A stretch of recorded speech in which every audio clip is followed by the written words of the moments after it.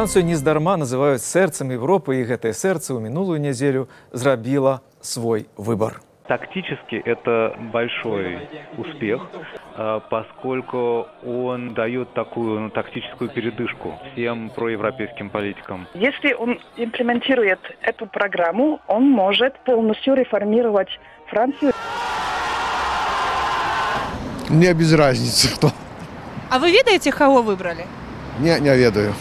Причем вот я упевнений, что коли б выборы были в Німеччині, вот не было б столько отказов, да хай яны там сами разбираются. Не, Німеччина для беларусаў краіна важная по розных причинах. Мне з аднаго боку было прыкра слухаць гэтыя адказы, тому што ўсё ж таки гэта сталіца. Александр Лукашенко ніяк не выказваўся про французскія выборы.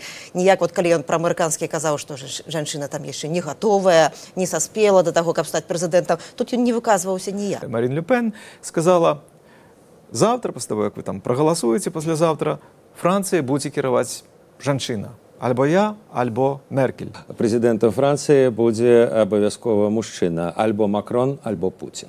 Прыклад сям'і Макрона гэта выклік не толькі традыцыяналісцкай сям'і, не толькі ў Францыі, але і ва ўсім свеце.